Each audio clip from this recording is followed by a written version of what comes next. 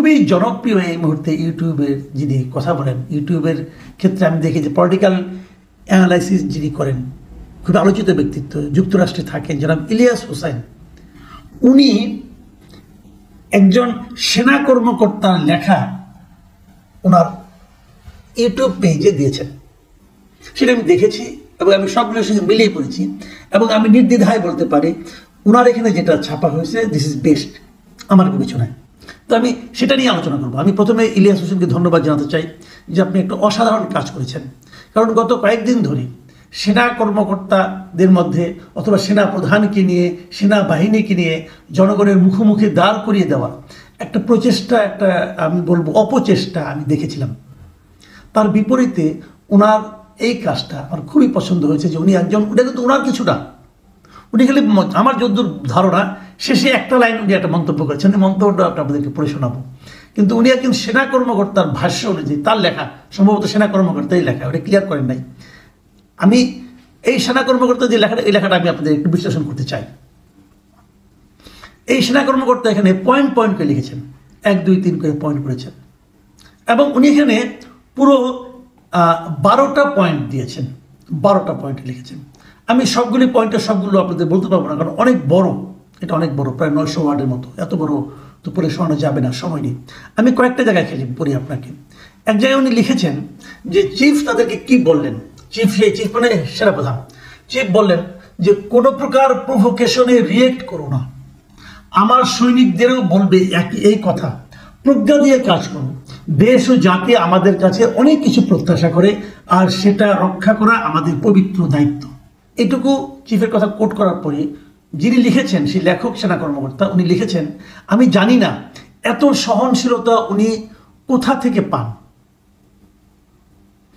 খুব ইন্টারেস্টিং কথা, গত কয়েকদিন ধরে যে ধরনের প্রভোকেশন চলছিল এবং সেনা কর্মকর্তাকে নাম ধরে তুচ্ছ, মানে সেনাপ্রধানকে নাম ধরে তুচ্ছ তাচ্ছিল্য করে যে সমস্ত কথাবার্তা বলা হচ্ছিল, তার বিপরীতে উনি সবাইকে বলছেন যে তোমরা কোনো ধরনের এই ধরনের প্রভোকেশনে রিয়েক্ট করো না, আমাদের কাছে দেশ ও জাতি অনেক কিছু প্রত্যাশা করে, সেটা রক্ষা করা আমাদের পবিত্র দায়িত্ব। ভাবুন, আমরা কিন্তু অনেক সময় ভাবি যে সেনাবাহিনীকে গালি দিয়ে একটা কথা বললাম তাহলে তারা বোধহয় খেপে গিয়ে কিছু একটা করবে, কিন্তু উনি কিন্তু নিজে ঠান্ডা আছেন এবং অন্য সবাইকে ঠান্ডা থাকতে বলছেন এবং সবাইকে স্মরণ করে দিচ্ছেন যে আমাদের উপর জাতির একটা দায়িত্ব আছে, জাতি আমাদের কাছে কিছু প্রত্যাশা করে, সেই প্রত্যাশাগুলো আমাদের পূরণ করতে হবে।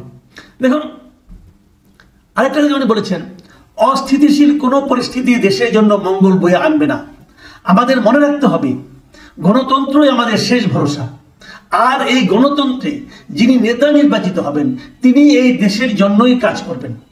আমাদের সবাইকে দল মত ধর্ম বর্ণ ও পেশা ভেদে একসাথে কাঁধে কাঁধ মিলিয়ে কাজ করে দেশকে এগিয়ে নিয়ে যেতে হবে। ঠিক ওনার এই বক্তব্যের পরে আবার ওই সেনা কর্মকর্তা যিনি লিখেছেন তিনি আবার মন্তব্য করেছেন যে আমি ভেবে অবাক হই বাইরে সবাই ওনাকে কি ভাবেন আর উনি আসলে কি, বাইরে কি ভাবেন সবাই। অনেকেই কিন্তু গত 2-3 দিন ধরে অনেকেই কিন্তু এই ধরনের একটা বলা বলি করেছিল, একটা গুজব চারদিকে ছড়িয়ে পড়ছিল যে সেনাবাহিনীকে কোনো কিছু বিদ্রোহ করবে কিনা, অথবা কোনো জরুরি অবস্থা ঘোষণা করা হবে কিনা, অথবা কু হবে কিনা, এই ধরনের কথা কিন্তু বলা বলি হচ্ছিল। সে এই বলা বলি হচ্ছিল কেন, সে ধরনের বাস্তবতা, সে ধরনের প্রভোকেশন চারদিকে কিন্তু হচ্ছিল, কিন্তু উনি কি বলছেন যে অস্থিতিশীল পরিস্থিতি সৃষ্টি করা যাবে না এবং গণতান্ত্রিকভাবে যারা নির্বাচিত হবেন তাদের জন্য সঙ্গে কাজ করে আমাদের কাজ। এই জিনিসটা কি, এই যে ধীর স্থিরভাবে উনি দেশটাকে একটা অস্থিতিশীলের দিকে যাওয়ার ক্ষেত্রে একটা বাধা তৈরি করছেন, এটি হলো বিষয়। যে কারণে উনি বলছেন যে আমি ভেবে অবাক হই বাইরে সবাই ওনাকে নিয়ে কি ভাবেন আর উনি আসলে কি। এবং তারপর উনি দেশের আইন শৃঙ্খলা পরিস্থিতির প্রশংসা করেছেন, যে আইন শৃঙ্খলা পরিস্থিতি আগের চেয়ে অনেক ভালো, এগুলো অনেক বলেছেন। তারপরে উনি শেষ দিকে দেখুন ওই সেনা কর্মকর্তা আবার লিখছেন যে সত্যি বলতে আমি ব্যক্তিগতভাবে সেনাপ্রধানের ধৈর্য দেখে অবাক হই, এত প্রোপাগান্ডা আর এত গুজবের মধ্যেও তিনি এতটা ঠান্ডা থাকেন কিভাবে, এটা বলছেন কিন্তু। এবং সেখানে সেনা কর্মকর্তা সেনাপ্রধানের আরেকটা বাক্য আমি আপনাদের কোট করে শোনাচ্ছি। উনি বলেছেন ডিসইনফরমেশন, মিসইনফরমেশন, প্রোপাগান্ডা আর গুজব হতেই থাকবে, তোমরা ইউনাইটেড থেকো, মনে সংশয় অনুমান সন্দেহ রেখো না, যদি কোনো কিছু নিয়ে সংশয় হয় কমান্ডের কাছে ক্লারিফিকেশন চাইবে। মানে তার এই সমস্ত বক্তব্যগুলো আপনারা ভেবে দেখুন একবার, আমরা কি ভাবি আর কি হচ্ছে। তো আমি মনে করি যে সেনাপ্রধান পুরো বিষয়টাকে খুবই প্রফেশনালি হ্যান্ডেল করেছেন, এবং যত ধরনের অনেকের মধ্যে একটা ধারণা ছিল, আমি অনেককে এরকম বলতে শুনেছি যারা বাইরে থাকেন, অনেকে এই ধরনের সন্দেহ করছিলেন যে তাহলে কি আবার এই সেনাপ্রধানের মাধ্যমে সেনাপ্রধানকে উত্তেজিত হয়ে যাচ্ছেন কিনা, সেনাপ্রধানকে এরকম গালাগালি করা হচ্ছে, উনি কি খেপে যাবেন কিনা। কিন্তু দেখুন কি কুল ব্রেন, কি কুল হেডেড ওনার ডিসিশনগুলো।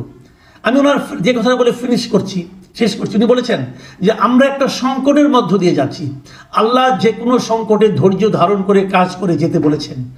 আমি চাই তোমরা তাই করবে, নিশ্চয়ই আল্লাহ আমাদের দেখবেন। আমি জানি অনেকেই সীমা অতিক্রম করে সেনাবাহিনীর বিরুদ্ধাচরণ করছে, আমরা সেগুলোকে প্রফেশনালি ডিল করব। মানে যারা সীমা অতিক্রম করে সেনাবাহিনীর বিরুদ্ধাচরণ করছেন এটা উনি জানেন, কিন্তু সেটা নিয়ে উনি ক্ষিপ্ত হচ্ছেন না, বলছেন আমরা সেটাকে প্রফেশনালি ডিল করব। দেখুন এই যে বিষয়টা না, আমি মনে করি আমার ধারণা যে এরকম সেনাপ্রধান এবং এরকম সেনাবাহিনীর যে আচরণগুলো এটা যদি থাকে, এটা আমাদের জন্য আমি মনে করি অনেক ভালো। দেখুন শেষে উনি অনেক কিছু কথা বলেছেন, কিন্তু যিনি লিখেছেন এই লেখাটা যিনি লিখেছেন যে সেনা কর্মকর্তা, তিনি এক জায়গায় উনি কীভাবে শেষ করেছেন সেটা আমি পড়ে শোনাচ্ছি। উনি শেষ করেছেন এভাবে যে এসব লিখতে লিখতে ইউনিফর্মটা রেডি করে নিয়েছি, আবার কাজে যেতে হবে। দেশ ও জাতির জন্য এখনো অনেক কিছু করার বাকি। শুধু সেনাপ্রধানকে কিছু কথা বলতে চাই, স্যার আপনার কথায় আবার কোনো উদ্যমে কাজে নামছি। পরিবারের সাথে আজও ইফতার বা সেহরি কোনোটাই করা হবে না, আক্ষেপ নাই। আমরা বিশ্বাস করি এই সেনাবাহিনী ও সকল সেনা সদস্যদের সম্মান যাতে সমুন্নত থাকে, আপনি তার জন্য কাজ করে যাবেন। আমরা চাই আপনি সেনাবাহিনীকে সেইভাবে লিড করবেন যাতে এই দেশ ও জাতি আমাদের শ্রদ্ধা ভরে স্মরণ রাখে। দেখুন এখানে একটা কথা কিন্তু আমি বলছি আপনাকে, উনি লিখেছেন যে আমরা আপনার কথায় আবার পুনঃ উদ্যমে কাজে নামছি। পুনঃ উদ্যম কেন? অর্থ হলো ওনারা উদ্যম আসলে হারিয়ে ফেলেছিলেন। কিছু কিছু প্রচারণা, কিছু কিছু গুজব এমনভাবে ছড়ানো হয়েছিল যে সেনাবাহিনীর মনোবলে একটি চির ধরেছিল, হয়তোবা সেই চিরটা এখন দূরীভূত হয়েছে। এবং এই নাম প্রকাশ অনিচ্ছুক একজন সেনা কর্মকর্তা যিনি এটা লিখেছেন, আমি ওনাকে ধন্যবাদ জানাই। আমি জানি না উনিকে জানার দরকার নেই, আমি সব অ্যাজ এ হোল সব মিলিয়ে আমি বিচার করতে চাই। আমি মনে করি এই ধরনের চিন্তা পুরো সেনাবাহিনী করছেন।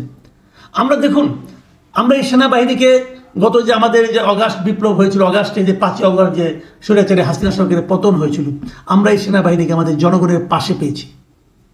আমরা সবসময় চাই সেনাবাহিনী জনগণের পাশেই থাকবে, এবং এই কথাগুলোর থেকে আমার এটাও মনে হচ্ছে তারা জনগণের পাশে আছে এবং তারা একটা সুষ্ঠু অবাধ নির্বাচন চাচ্ছে, এবং নির্বাচনের মাধ্যমে যারাই নির্বাচিত হবেন তাদেরকেই দেশ চালানোর ক্ষেত্রে এই সেনাবাহিনী সহায়তা করতে চাচ্ছে। কাজে যারা অন্যভাবে স্বপ্ন দেখছিলেন অন্য কিছু হয়ে যাবে, ওই যে একটা কথা আছে না যে ওলট পালট করে দে মা লুটে পুটে খাই, সেটা মনে হয় হচ্ছে না এবার। এবং সব শেষে যে বাক্যটা আমি পড়ব, আমার ধারণা এই বাক্যটা ইলিয়াস হোসাইন লিখেছেন। উনি কি লিখেছেন? উনি লিখেছেন, সুতরাং আওয়ামী লীগ আপাতত আপার সাথে বসে ডাইল খান গিয়ে। মানে ওনার যে ভঙ্গিটা একটু তির্যক ভঙ্গিতে লিখেছেন। আমার ধারণা এটা ওনারই লেখা, যদি উনি এটা বলেন নাই কিছু। আমি ইলিয়াস হোসেনকে আবারও ধন্যবাদ জানাচ্ছি যে আপনি একটা ওই অনুষ্ঠানের, ওই বৈঠকের, ওই আলোচনা, সেনাপ্রধানের বক্তব্যকে একজন সেনা কর্মকর্তার মুখ দিয়ে যেভাবে আপনি উপস্থাপন করেছেন, আমি মনে করি বাংলাদেশ একটা ভয়ঙ্কর পরিস্থিতি, সম্ভাব্য পরিস্থিতি যারা সৃষ্টি করতে চেয়েছিল, যারা সে প্রত্যাশা নিয়ে অনেক দূর অগ্রসর হচ্ছিল এবং নিজেরা একজনের স্বপ্ন দেখছিল, সেই স্বপ্নকে আমার মনে হয় এই কথাগুলো দুঃস্বপ্নে পরিণত করে দেবে।